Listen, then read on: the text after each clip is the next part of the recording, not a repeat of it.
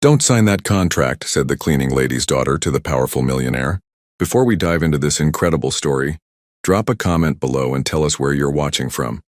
You're about to witness how one brave 7-year-old girl changed the fate of a $1 million empire. Enjoy the journey." The Mahogany Conference room on the 47th floor of Blackstone Industries buzzed with tension.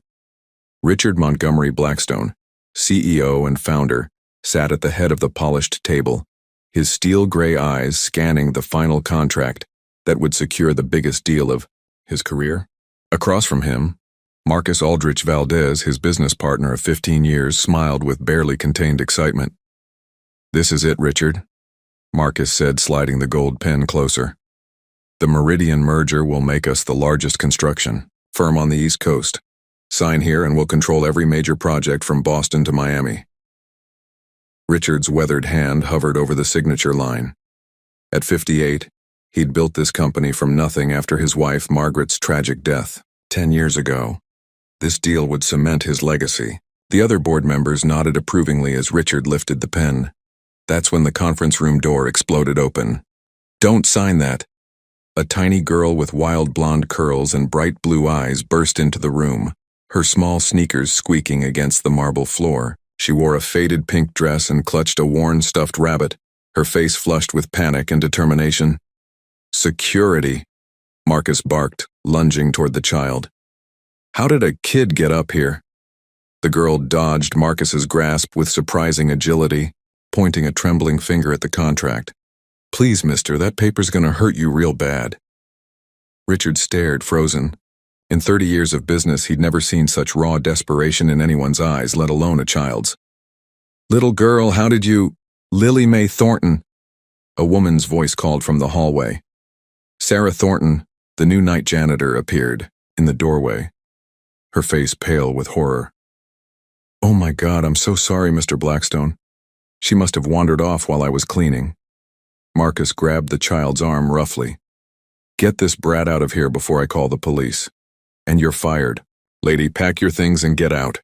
But as Marcus dragged Lily toward the door, the little girl twisted in his grip and looked him straight in the eye. Her voice, though small, carried a weight that made everyone in the room pause. "You're bad," she whispered, her blue eyes blazing, with an innocence that somehow saw right through him. "I heard you talking on the phone about stealing everything from the nice man." Marcus's face went white. For just a moment, his confident mask slipped, revealing something cold and calculating underneath. The kid's obviously disturbed, probably hears voices. But Richard saw it, that flash of panic in Marcus's eyes. In 15 years of partnership, he'd never seen Marcus rattled by anything. Why would a 7-year-old's accusation affect him so deeply? "Wait," Richard said, standing slowly. His instincts, honed by decades of reading people, were screaming that something was wrong. "Lily, was it? What exactly did you hear?" Lily looked up at Richard with those impossibly blue eyes, still clutching her stuffed rabbit. The conference room had fallen silent except for the soft hum of the air conditioning and Marcus's increasingly heavy breathing. "The mean man was talking on his phone," Lily said, her voice clear and matter-of-fact in the way only children can manage. "He said he was going to take everything away from you with that paper. He said you'd be too stupid to notice until it was too late." Marcus forced a laugh, but sweat had formed on his brow. "Really, Richard? You're going to listen to a child's fantasy? She probably misunderstood some cartoon on TV." But Richard's business instincts were screaming. He'd built a fortune by trusting his gut, and right now, his gut was telling him that this 7-year-old girl had just saved his life. "Sarah," he said gently, "could you and Lily wait in my office? Eleanor will get you some hot chocolate." He nodded to his longtime secretary, Eleanor Grace Mitchell, who had been standing frozen in the doorway. "Of course, Mr. Blackstone," Eleanor said, extending her hand to Lily. "Come on, sweetheart. I have cookies too." As they left, Richard turned to his lawyer, Nathaniel Cooper, who had been silent throughout the commotion. "Nathaniel, I want you to review this contract word by word right now." Marcus stood up abruptly, his chair scraping against the floor. This is ridiculous, Richard. We've been planning this merger for months. You're going to let a child's imagination derail the biggest deal of our careers? Then you won't mind waiting while Nathaniel does his job, Richard replied coolly. For the next hour, Nathaniel pored over every line of the 100-page document while Marcus paced like a caged animal. Richard watched his partner's behavior with growing suspicion. In 15 years, he'd never seen Marcus this agitated. Finally, Nathaniel looked up, his face pale. "Richard, we need to talk privately." In Richard's office, with the door firmly closed, Nathaniel spread the contract across the desk. Page 73, subsection C. It's buried in legal jargon, but the clause effectively transfers 70% of your company shares to Marcus upon signing. It's cleverly worded to look like standard merger language, but it's anything but standard. Richard felt the blood drain from his face. "How much are we talking about?" "Your company's worth $800 million. Marcus would essentially become the majority owner overnight, with the legal right to make all major decisions without your input." Richard sank into his leather chair, staring at Lily, who was contentedly coloring at the small table in the corner. This child, this brave, innocent child, had just saved him from losing everything he'd spent 30 years building. "Lily," he said softly, "can you tell me exactly what else you heard the bad man say?" Lily looked up from her drawing. "He was real happy. He said something about finally getting what he deserved after carrying you for so long. And..." She hesitated, glancing at her mother. "It's okay, baby," Sarah encouraged. "Tell Mr. Blackstone what you heard. He said something about your wife, that she was getting too close to the truth before she died, so it was good that the accident happened when it did." The room went deadly silent. Richard's hands began to shake. Margaret, his beloved Margaret, who had died in a car accident 10 years ago. Marcus had been so supportive during that time, helping Richard through his grief, taking on more responsibilities. Richard's face had turned ashen at Lily's words about Margaret. His hands trembled as memories flooded back, Marcus appearing at the hospital, taking charge of funeral arrangements, being the shoulder to cry on. Always there, always helpful, always ready to take on more responsibility. "Lily, sweetheart," Richard said, his voice barely steady. "Did the bad man say anything else about my wife?" Before Lily could answer, the office door burst open. Marcus stormed in, his usual polished demeanor completely gone. "Enough of this circus. Richard, we're signing that contract now, or I'm calling the board to have you declared mentally unfit." Eleanor stepped protectively in front of Lily and Sarah. "Mr. Valdez, you have no right to—" "Shut up, Eleanor," Marcus snarled.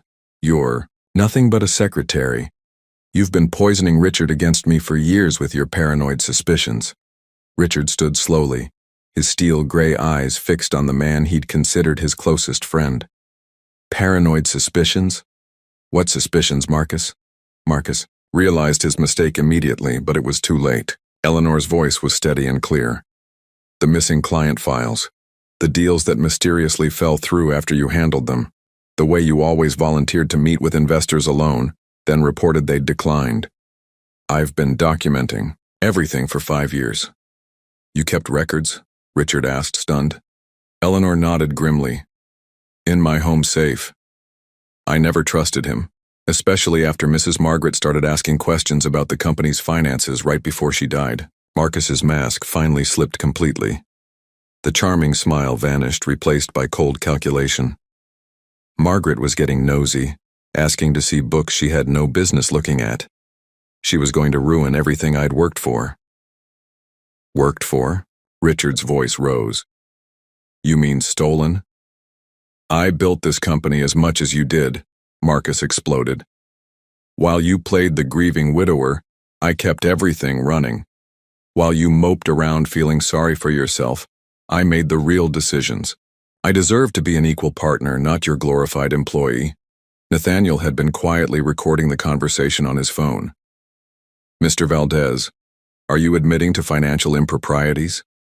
Marcus laughed bitterly. "Improprieties? I've been moving money, hiding assets and redirecting contracts for 10 years. Richard was too trusting and too stupid to notice. Just like he was too stupid to realize his precious Margaret's accident wasn't so accidental. The room went dead silent. Sarah gasped, pulling Lily closer. Even Lily seemed to understand the weight of what the bad man had just admitted. Richard's voice was deadly quiet. "What did you do to my wife?" "I didn't do anything," Marcus said with a cruel smile. "I just made sure her brakes weren't properly maintained. Amazing how careless mechanics can be when they're paid enough to forget their safety checks." Richard lunged forward, but Nathaniel grabbed his arm. "Richard, no. Let the law handle this." Marcus straightened his tie, regaining some composure. "Good luck proving any of this. It's your word against mine, and I control half the board. That contract is getting signed today, one way or another." But Lily stepped forward, still holding her stuffed rabbit.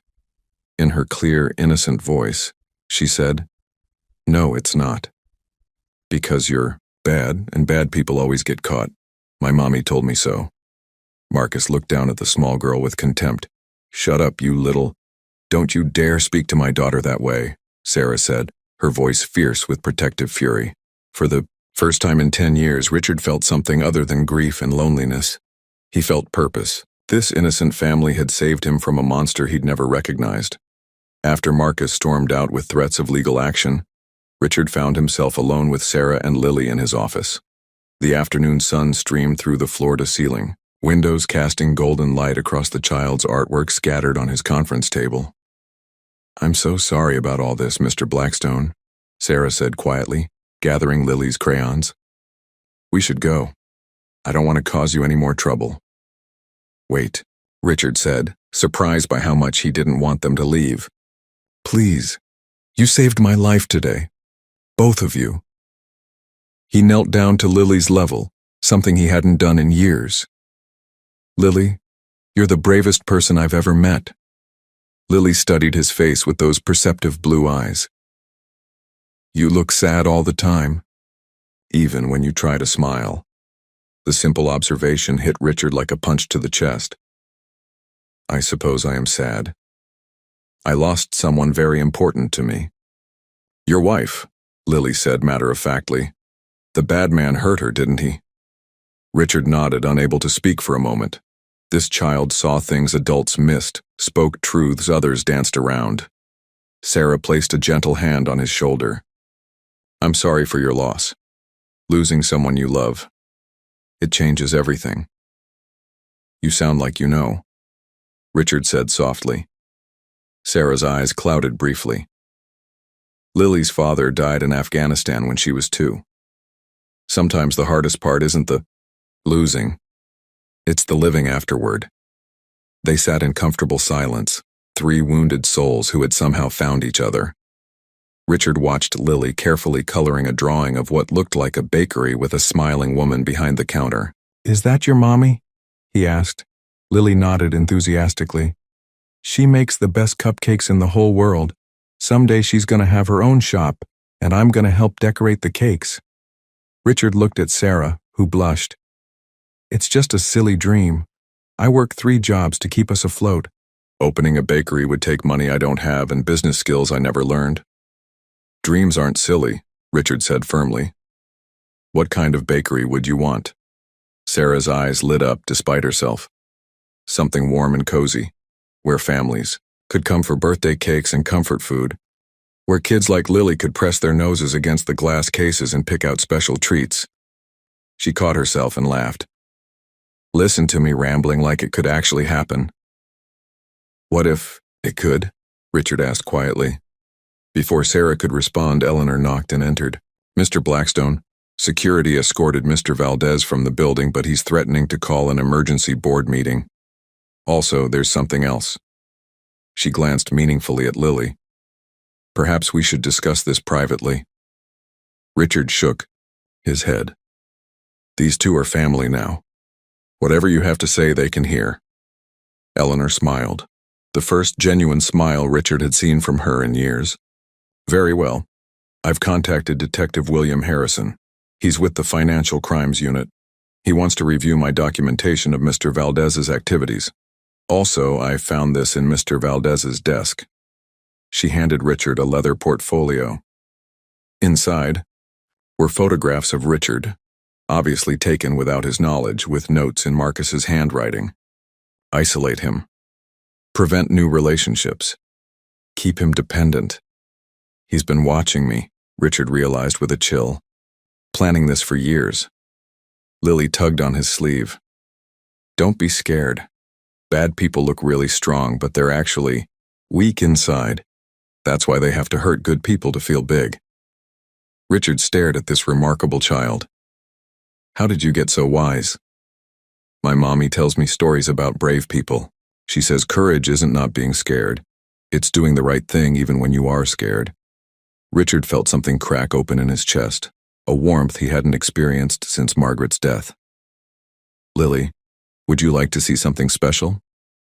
Led them to a hidden door behind his bookshelf, revealing a small room with toys and children's books. This was going to be a playroom.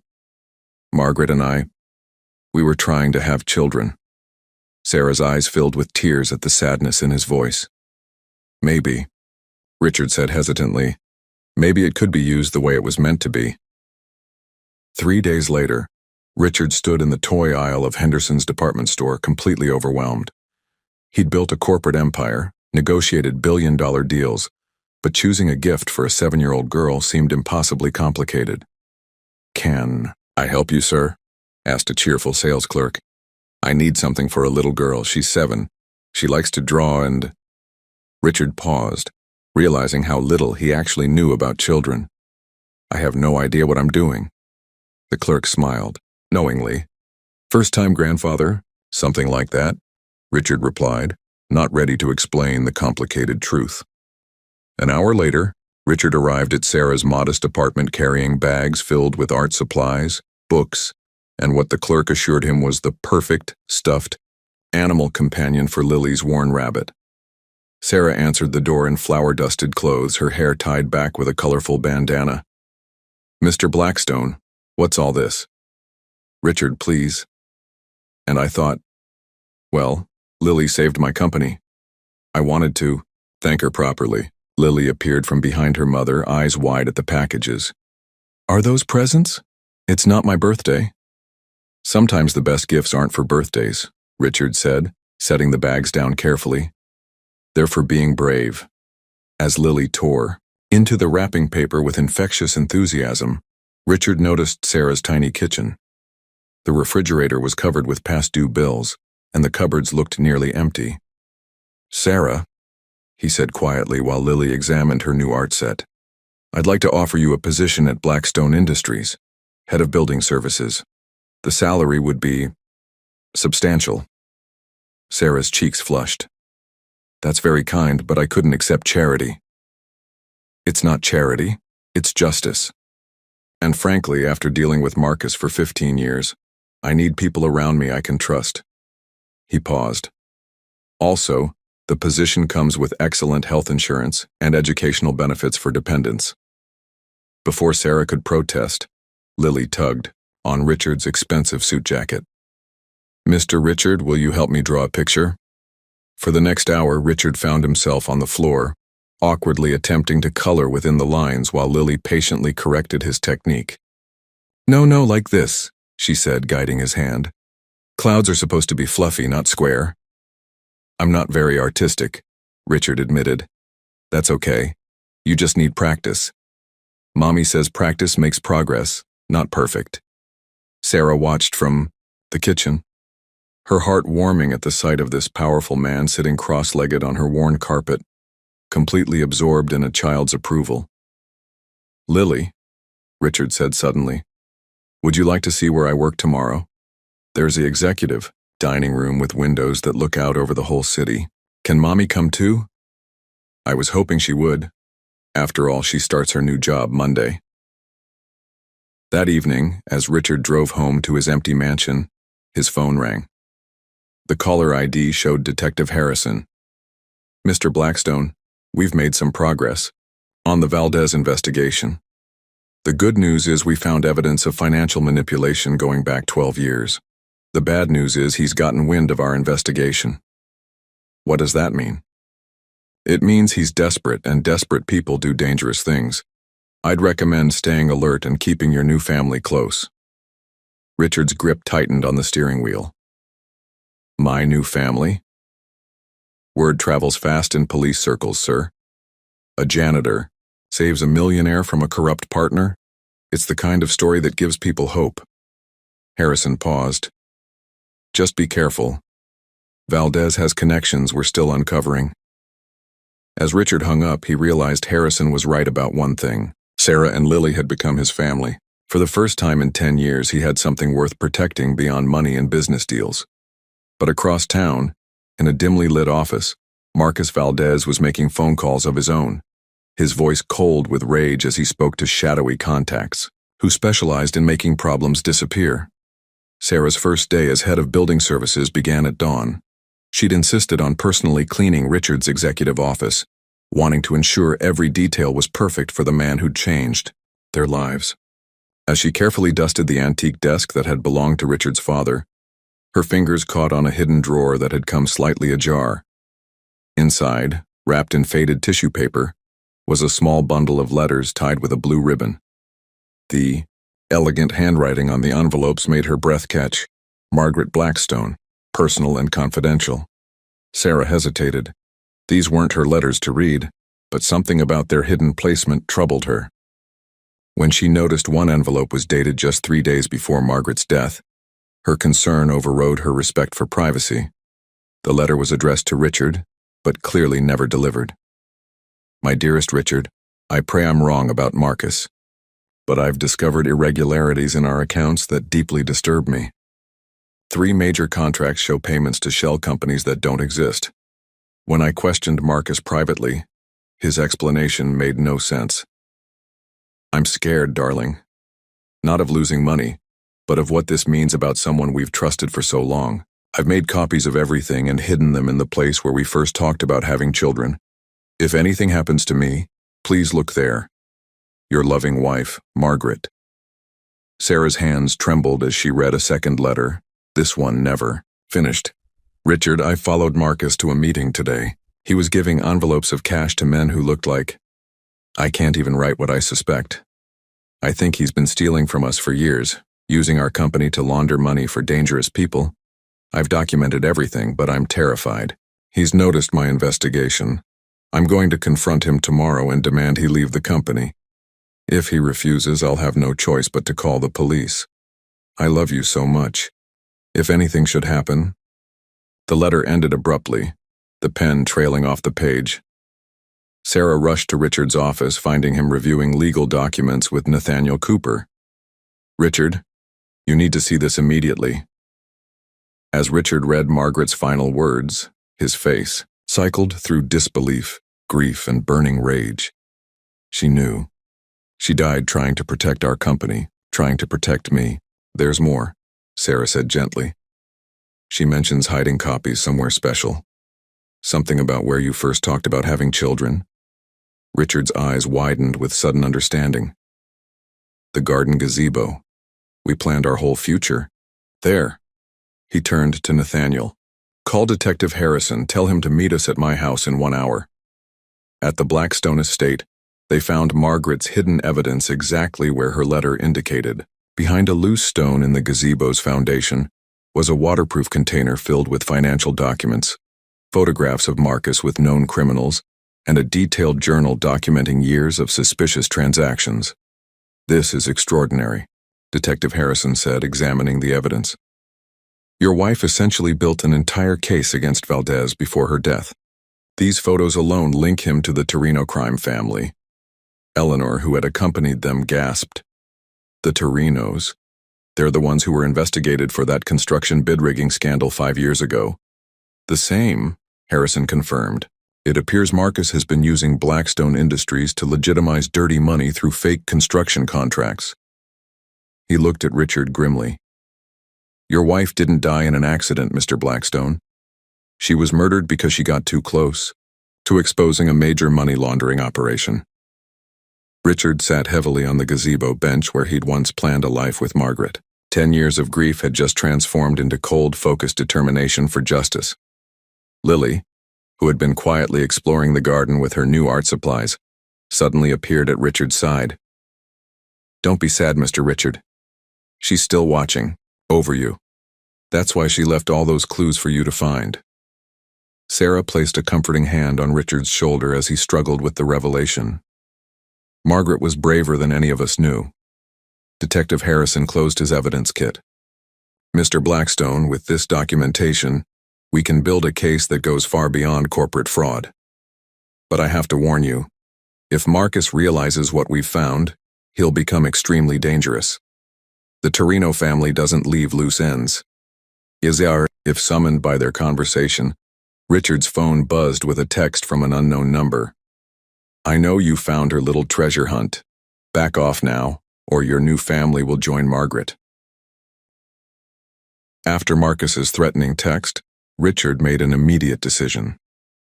"Detective Harrison, I want round-the-clock protection for Sarah and Lily, and I'm moving them somewhere Marcus can't find them." "Richard, that's not necessary," Sarah protested. "We can't hide forever." "You're not hiding," Richard said firmly. "You're giving me time to make Marcus's threats irrelevant." He turned to Eleanor with a determined smile. "Remember that commercial property on Maple Street? The one with the big front windows?" Eleanor's eyes lit up with understanding. "The old Rosenberg bakery building? It's been empty for 2 years. Not anymore. I want it purchased, renovated, and fully equipped within 1 month." Richard knelt down to Lily's level. "How would you like to help your mom open the most beautiful bakery in the city?" Lily's shriek of joy echoed through the garden. "Really? Mommy's dream bakery? With the big glass cases and the smell of fresh bread?" Sarah's eyes filled with tears. "Richard, I can't let you do this. It's too much." "It's not nearly enough," Richard replied softly. "Besides, I need a good investment. The food industry is remarkably stable." He winked at Lily. "Especially when the head decorator is the most artistic 7-year-old in the state." 3 weeks later, Sarah stood in the doorway of her dream come true. The building had been transformed into a cozy wonderland of warm woods, vintage fixtures, and display cases that sparkled like jewelry stores. The sign above the door read, "Sweet Sarah's Bakery," in cheerful blue letters, with small painted flowers that Lily had designed. "It's perfect," Sarah whispered, tears streaming down her face. The grand opening drew half the neighborhood. Richard had quietly arranged for the local newspaper to cover the story, and word had spread about the single mother whose courage had saved a millionaire's empire. Eleanor manned the register while Sarah proudly displayed her homemade cupcakes, cookies, and fresh bread. Lily wore a tiny apron that matched her mother's, solemnly explaining to each customer how she'd helped choose the colors and arrange the displays. "This is my favorite," she told an elderly woman, pointing to a tray of chocolate chip cookies. "Mommy makes them with extra love." Richard watched from a corner table, feeling a warmth in his chest he'd forgotten existed. This was what happiness looked like. Not corporate victories or financial gains, but the simple joy of making someone's dreams come true. "You did good, boss," Eleanor said, joining him with 2 cups of Sarah's specially blended coffee. "I haven't seen you smile like this since before Mrs. Margaret died." "Margaret would have loved this," Richard replied. "She always said success meant building something that makes people happy." As the afternoon wore on, Richard noticed Sarah stealing glances at him between customers. When the crowd finally thinned, she approached his table with a plate of fresh apple turnovers. "Thank you," she said simply. "For everything. For believing in dreams I thought were impossible." "Thank you for saving my life," Richard replied. "Both of you." Sarah leaned down and gently kissed his cheek, a gesture so tender it made his heart race like a teenager's. "We're family now," she whispered. "Real family." Lily bounded over, flour in her hair and frosting on her nose. "Mr. Richard, do you want to help me decorate the cake for tomorrow? It's for Mrs. Henderson's grandson's birthday." "I'd be honored," Richard said, meaning every word. As the sun set over Maple Street, with the bakery's warm lights glowing and the 3 of them working together in the kitchen, Richard felt complete for the first time in a decade. But across town, Marcus Valdez was on the phone with Antonio Torino, his voice cold with fury. "I don't care what it costs. I want that bakery burned to the ground, and I want it to look like an accident. Time to remind Blackstone what happens when people don't cooperate." The Torino lieutenant's gravelly voice was matter of fact. "What about witnesses?" Marcus was quiet for a long moment. "No witnesses." 2 blocks away from the bakery, a black sedan pulled up to the curb, its occupants watching the happy family through the bright windows, waiting for the perfect moment to destroy everything Richard had just learned to love. The attack came at dawn on a Tuesday, swift and brutal in its precision. Sarah was preparing the morning's first batch of croissants when 6 police officers burst through the bakery's front door, badges gleaming under the warm lights she'd grown to love. "Sarah Thornton, you're under arrest for corporate espionage and theft of confidential documents," announced Detective Morrison, a man whose cold eyes suggested he wasn't part of Harrison's honest crew. "What?" Sarah dropped her mixing bowl, flour exploding across the kitchen floor. "There must be some mistake." "No mistake, ma'am. We have a warrant to search these premises for stolen Blackstone Industries property." Morrison held up official-looking papers. "You're also being charged with manipulating a mentally unstable elderly man for financial gain." Lily, who had been arranging flowers in the front window, began to cry as officers roughly handcuffed her mother. "Mommy, what are they doing to Mommy?" "It's okay, baby," Sarah called desperately as they dragged her toward the door. "Call Mr. Richard. Tell him I wouldn't count on Mr. Blackstone's help." Morrison interrupted with a cruel smile. "He's got his own legal problems now." Within an hour, the local news trucks arrived. By noon, the story was everywhere. "Cleaning Lady Khan's grieving millionaire." The headlines painted Sarah as a manipulative gold digger who had used her innocent daughter to exploit a lonely widower's grief. Richard sat in his lawyer's office, furious and helpless, as Nathaniel explained the legal trap Marcus had so carefully constructed. "It's diabolical," Nathaniel said grimly. "Marcus filed a complaint claiming Sarah stole confidential documents when she found Margaret's letters. Technically, she did remove them from company property without authorization. He's also got 3 board members willing to testify that your behavior has been erratic since meeting her. That's insane. Sarah saved my company." "The law doesn't always care about intentions, Richard. Marcus has also obtained a restraining order claiming you're being manipulated by an unstable woman who's using her child as emotional leverage. You're legally prohibited from contacting Sarah or Lily until this is resolved." Richard's phone buzzed, with text after text from news outlets wanting his comment on the exploitation scandal. Each headline was more vicious than the last: "Millionaire's midlife crisis and how a pretty face fooled a fortune." At Child Protective Services, Lily sat in a sterile waiting room, clutching her stuffed rabbit and the small drawing she'd made of her, Richard, and her mother as a family. A social worker with kind but tired eyes knelt beside her. "Lily, honey, we need to find you a safe place to stay while your mommy sorts out her legal troubles. Do you have any other family?" "I want Mr. Richard," Lily said firmly. "He's my family, now." "I'm sorry, sweetheart, but that's not possible right now. The judge says Mr. Blackstone might not be thinking clearly." Meanwhile, Eleanor sat in the Blackstone Industries lobby, a cardboard box of her personal belongings beside her.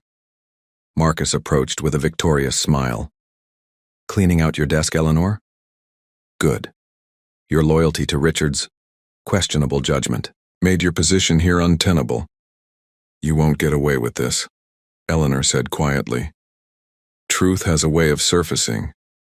"Truth is whatever people believe," Marcus replied smoothly. "And right now, people believe Richard Blackstone is a lonely, old fool who got taken advantage of by a clever little family of con artists." That evening, Richard stood alone in his mansion, surrounded by the toys he'd bought for Lily and the business plans he'd made for expanding Sarah's bakery. Everything they'd built together was crumbling, and Marcus's web of corruption was using the very system meant to protect people against them. His phone rang. Detective Harrison's voice was grim.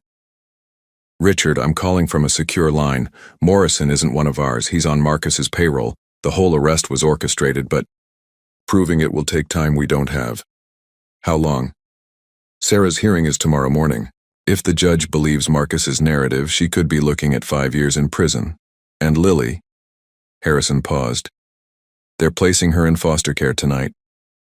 Through his window, Richard could see news vans still parked outside his gates, waiting to capture his downfall. Marcus had played his hand perfectly, turning Richard's greatest joy into his most devastating weakness. The little girl who had saved his empire was now lost in a system designed to protect her from him. The courtroom was packed with reporters as Judge Patricia Carmichael read the charges against Sarah. Richard sat in the back row, legally prohibited from approaching, but unable to stay away. Sarah looked small and vulnerable in her orange jumpsuit, her hands shaking as she listened to Marcus's lawyers paint her as a calculating manipulator. "Your Honor," the prosecutor declared, "Ms. Thornton systematically exploited Mr. Blackstone's grief and isolation. She used her 7-year-old daughter as bait to gain access to confidential corporate information, which she then used to orchestrate an elaborate con game." Richard's heart broke watching Sarah's face crumble as witness after witness testified against her character. 3 board members claimed they'd seen her coaching Lily on what to say. A false witness claimed Sarah had bragged about landing a rich sucker. When the judge denied bail, citing flight risk, Richard felt his world collapse completely. Outside the courthouse, reporters swarmed him like vultures. "Mr. Blackstone, do you feel foolish for being manipulated by a janitor? How much money did you lose to this woman? Do you regret trusting a child's word over your business partners?" Richard pushed through the crowd without comment, his security team helping him reach his car. As they drove away, he saw Marcus on the courthouse steps giving an interview to the cameras. "I tried to warn Richard," Marcus was saying, his face a mask of false concern, "but he was so lonely after his wife's death that he became vulnerable to this kind of manipulation. I just hope he can get the help he needs." That evening, Richard sat alone in his mansion, the silence deafening. Eleanor had been escorted from the building. His own board of directors had voted to place him on indefinite medical leave, citing emotional instability. The company his father had built, that he'd spent 30 years growing, was now under Marcus's complete control. His phone rang constantly with calls from reporters, lawyers, and former business associates offering hollow sympathy while clearly distancing themselves from the scandal. He stopped answering after the 5th call. The worst part was Lily. Richard drove past the Sunshine foster home where she was staying, watching through the fence as she sat alone on a swing, clutching her stuffed rabbit. When she saw his car, she ran to the fence, pressing her small face against the chain link. "Mr. Richard, please take me home. I want my mommy." The social worker quickly pulled her away, shooting Richard a disapproving look. He was now legally classified as a potential threat to the child who had saved his life. At midnight, Richard found himself in Margaret's garden, sitting on the bench where they'd discovered her evidence just weeks ago. Everything felt like a cruel dream. He'd had a family, a purpose, a chance at happiness. And Marcus had destroyed it all with surgical precision. "I failed them," he whispered to Margaret's memory. "I failed you. I failed Sarah. I failed Lily. I let a monster destroy everyone I cared about." The weight of his isolation pressed down like a physical force. No family, no friends, no allies. Even Detective Harrison had warned him to stay away while they built their case, which could take months while Sarah rotted in jail and Lily grew up believing he'd abandoned her. Richard pulled out his phone and stared at the contact information for Marcus. One call could end this. Marcus would take a deal, Richard's complete surrender in exchange for Sarah's freedom. He could walk away, disappear, let Marcus have everything if it meant Lily could have her mother back. His finger hovered over the call button. Then he noticed something in the garden. A small piece of paper stuck to the rose bush near Margaret's hiding place. His hands trembling, he retrieved it. A child's drawing in crayon, showing 3 stick figures holding hands under a rainbow. At the bottom, in Lily's careful handwriting, "My family. Love never gives up." Richard stared at the drawing, remembering when Lily had made it during one of their afternoons together. She must have dropped it here during their evidence search. Love never gives up, he repeated aloud. For the first time in days, Richard felt something other than despair. Lily believed in him. Even now, separated, and told he was dangerous, she still considered him family. Margaret had died fighting for the truth. Sarah had risked everything to save his company from Marcus's greed. They had all shown courage when it mattered most. Now it was his turn. Richard stood up, Lily's drawing in his hand, and walked back toward his house with new determination. Marcus thought he'd won by isolating Richard from everyone who mattered. But isolation also meant freedom. Freedom from legal restrictions, from public scrutiny, from playing by rules that Marcus had already broken. Tomorrow, Richard would stop being a victim and start being the man his family needed him to be. At 4 a.m., Richard drove to the original Blackstone Industries building, the modest warehouse where his father had started the company 40 years ago. He still owned the property, though it had sat empty for a decade. Using his master key, he entered the dusty space that smelled of old wood and forgotten dreams. In the corner office that had been his father's sanctuary, Richard found boxes of documents Eleanor had secretly moved here before her dismissal. Her note was brief. The UI, truth always finds a way. Among the papers was his father's journal from 1985, detailing a crisis remarkably similar to Richard's current nightmare. His father had faced a corrupt partner who had tried to steal the company through legal manipulation and false accusations. Today, I discovered that James Morrison has been embezzling funds and bribing city officials to secure contracts, his father had written. He's turned half the board against me and spread rumors about my mental instability. I feel helpless, watching everything I built being destroyed by someone I trusted. But then I remembered why I started this company, not for profit, but to build something honest in a dishonest world. Sometimes a man must lose everything to remember who he really is. Richard read on, fascinated, as his father detailed his comeback strategy, not through wealth or power, but through truth and persistence.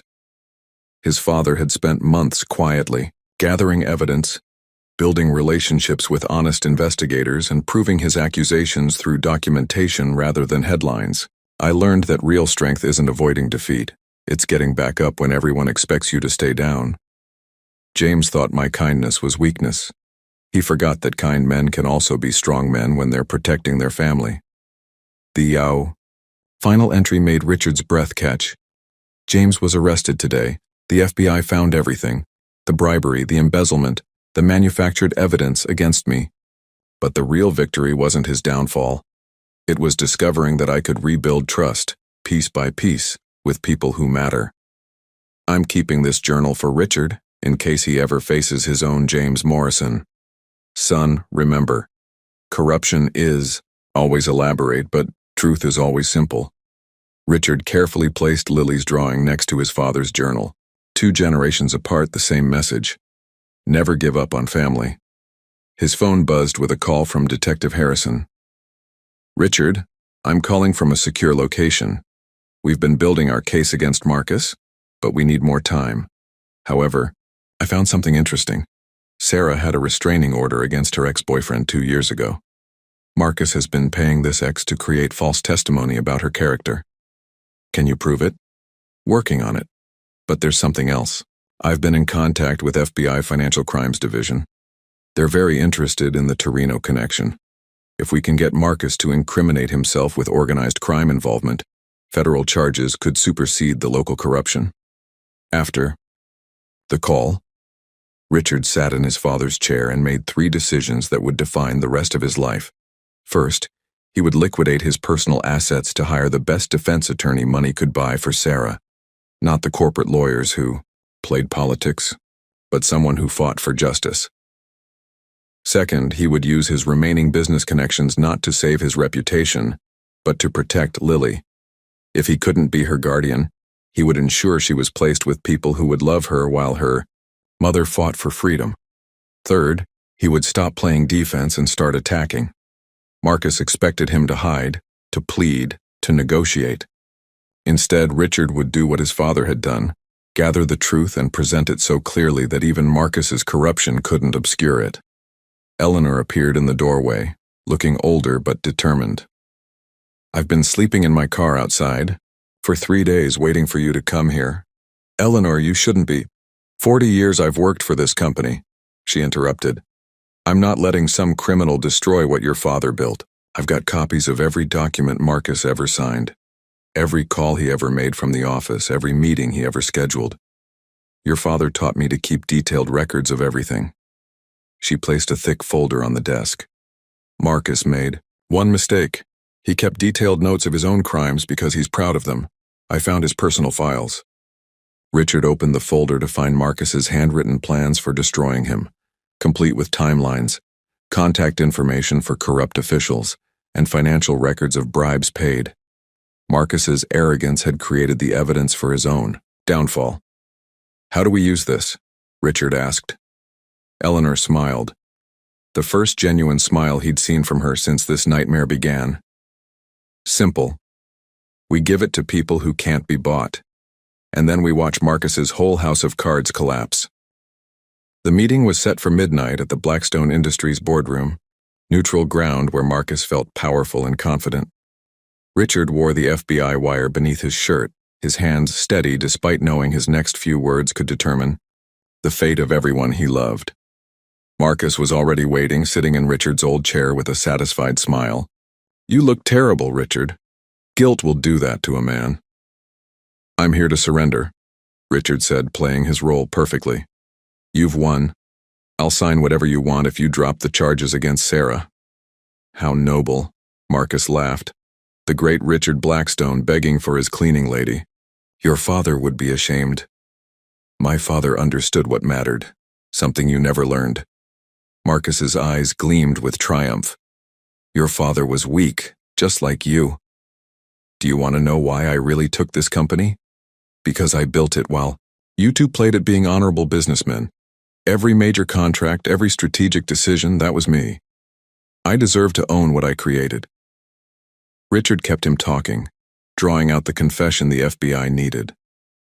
"What about Margaret? Did she deserve to die for your ambition?"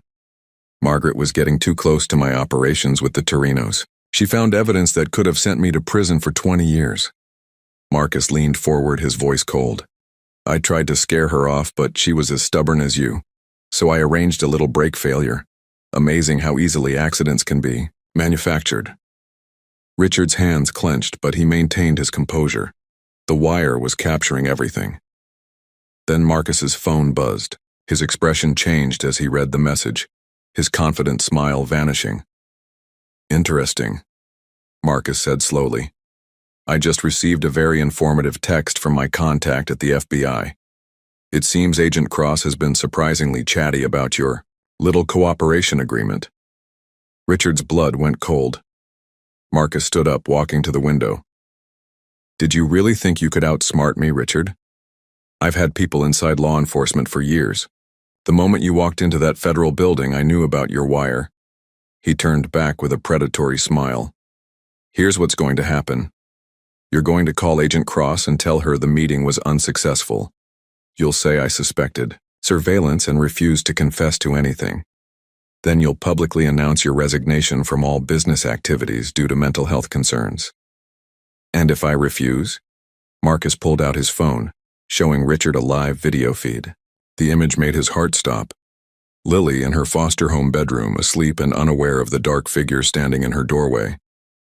"My associate is very skilled at making things look accidental," Marcus said conversationally.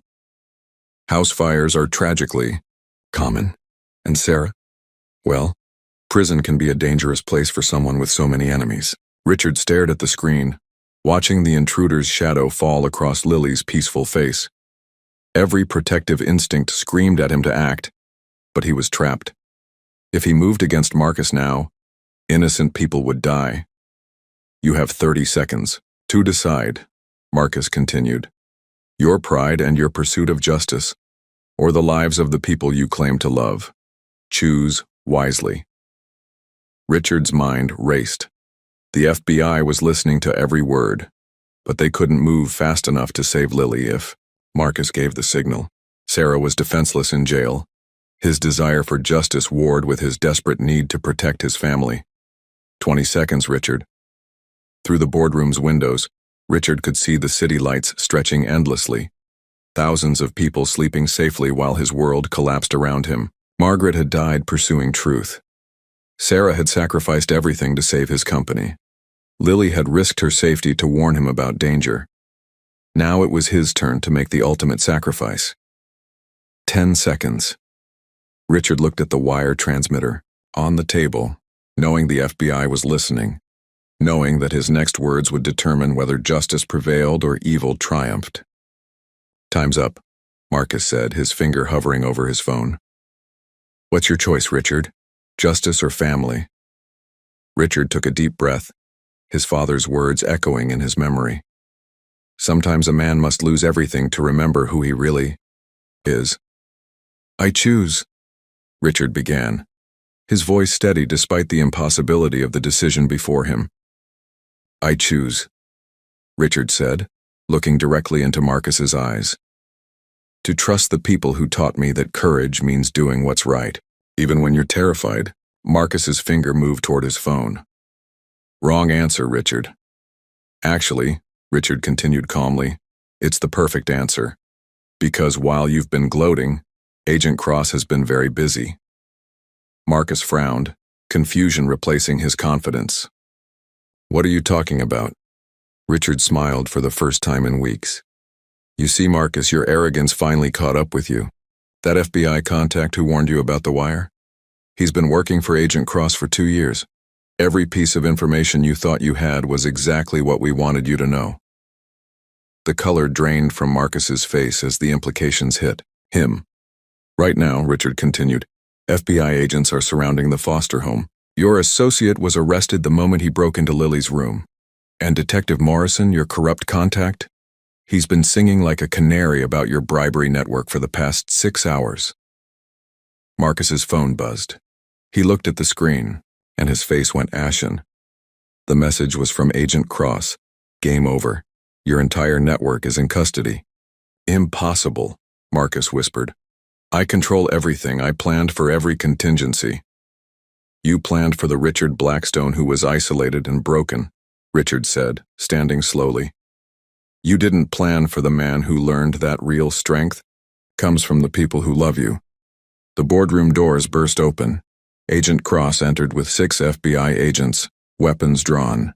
Behind them came Detective Harrison, Eleanor, and Victoria Sterling. "Marcus Aldrich Valdez," Agent Cross announced.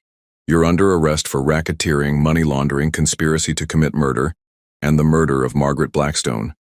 As agents handcuffed Marcus, he stared at Richard with pure hatred. "You think you've won? This will destroy your company. The scandal will ruin everything." "The company was already ruined," Richard replied. "You corrupted it the moment you murdered my wife and started using it to launder blood money. I'd rather rebuild from nothing than continue your legacy of lies." Eleanor stepped forward, placing a gentle hand on Richard's shoulder. "Actually, boss, you won't have to rebuild from nothing." The board met this morning. Once they saw the evidence of Marcus's crimes, they voted unanimously to restore you as CEO and to transform the company into exactly what your father intended, a force for good. Victoria Sterling approached with official documents. "Mr. Blackstone, I have Sarah's release papers. All charges have been dropped, and she's being released with a formal apology from the state. The prosecutor who filed the false charges is also under investigation." Richard felt his knees nearly buckle with relief. "And Lily?" "Already on her way here," Detective Harrison said with a smile. "Agent Cross thought she might want to see justice served." As Marcus was led away in handcuffs, he turned back one final time. "You destroyed my life." Richard looked at the man who had cost him so much, his wife, years of happiness, his peace of mind. But instead of anger, he felt only pity. "No, Marcus. You destroyed your own life the moment you chose greed over loyalty, power over truth, hate over love." 20 minutes later, the elevator doors opened and Sarah stepped out looking tired but free. Behind her, Lily ran toward Richard, with tears streaming down her face. "Mr. Richard, they said you saved us." Richard knelt down as Lily threw herself into his arms. No, sweetheart. You saved me first, remember? I just learned from the bravest little girl I know. Sarah approached more slowly, her eyes filled with emotion. Richard, I don't know how to thank you. You don't need to thank me, Richard said, standing with Lily still in his arms. You need to marry me. The boardroom fell silent. Even the FBI agents stopped what they were doing to listen. Because, Richard continued, his voice thick with emotion, you and Lily taught me what family really means. Not blood or obligation, but choice. Every day choosing to love and protect each other. Will you choose to be my family forever? Sarah's answer was a kiss that tasted like tears and hope, and the promise of tomorrow. In the background, Eleanor dabbed at her eyes while Agent Cross smiled and shook her head. In 30 years of law enforcement, she muttered to Detective Harrison, I've never seen a case end with a marriage proposal. First time for everything, Harrison replied with a grin. 3 weeks after Marcus's arrest, the media narrative had completely reversed. Headlines that once screamed, millionaire conned by cleaning lady, now proclaimed, hero child saves CEO from criminal partner, and love triumphs over corporate corruption. Richard found the attention exhausting, but Sarah handled it with remarkable grace. The most important thing, she told a reporter outside Sweet Sarah's bakery, which had reopened to enormous community support, is that justice was served. Marcus Valdez hurt a lot of people for a very long time. Now families can heal. Lily, meanwhile, had become something of a local celebrity. Children from all over the city sent her drawings and letters calling her brave. She kept everyone. But her favorite remained the picture she'd drawn of her family, now displayed prominently in Richard's office. The transformation at Blackstone Industries was remarkable. Richard had kept his promise to rebuild the company according to his father's original vision. Half of all profits now went to the Blackstone Family Foundation, which provided housing, education, and legal aid to families affected by corporate crime. Eleanor had been promoted to president of operations, and her first act was to hire Sarah as director of community relations. I never thought I'd see the day, Eleanor told Richard as they watched Sarah address a meeting of single mothers who were receiving foundation assistance. She's a natural leader. Margaret would have loved her. The legal proceedings moved swiftly. Marcus faced federal charges that could result in life imprisonment. His cooperation with the Torino crime family had been so extensive that the FBI was using his testimony to dismantle the entire money laundering network. Detective Morrison and 6 other corrupt officials were also indicted. Justice isn't just about punishment, Agent Cross explained during one of their final meetings. It's about prevention. Your case will be studied in law enforcement academies for years, as an example of how citizen courage can expose even the most sophisticated criminal enterprises. But Richard's attention was focused on more personal matters. The wedding was planned for the following month, and Lily had appointed herself chief wedding coordinator. She took her responsibilities very seriously, creating detailed drawings of flower arrangements and interviewing potential cake decorators with the intensity of a corporate executive. The cake has to be perfect, she explained to Richard as they sat in the bakery after hours, surrounded by wedding magazines and color swatches. It's Mommy's special day, and special days need special cakes. What about you? Richard asked. Is it your special day too? Lily considered this carefully. It's the day I get a daddy and you get a family. So yes, it's very special for everyone. Sarah emerged from the kitchen carrying a tray of sample wedding cake flavors. How are my wedding planners doing? Lily's making sure everything is perfect, Richard replied, pulling Sarah onto his lap. I think she's more nervous about this wedding than we are. That's because she wants everyone to see how happy we are, Sarah said, kissing Richard's forehead. She told me yesterday that she's been praying for a daddy since she was little, and now her prayers have come true. The intimate moment was interrupted by Eleanor's arrival with a stack of legal documents. Sorry to interrupt, but Richard, you need to sign these final papers for the foundation restructuring. And Sarah, the city council wants to present you with a commendation for civic courage next week. As Richard signed the papers that would permanently transform his company into a force for good, He reflected on how dramatically his life had changed. 6 months ago, he'd been a lonely widower focused solely on business success. Now he was surrounded by love, purpose, and the kind of family he'd never dared to dream of. "Are you happy?" Sarah asked quietly as they drove home that evening, Lily asleep in the back seat. "Happier than I ever thought possible," Richard replied. "Even with everything we went through, the arrests, the media circus, the legal battles, I wouldn't change any of it. Because it led us to each other." Sarah squeezed his hand.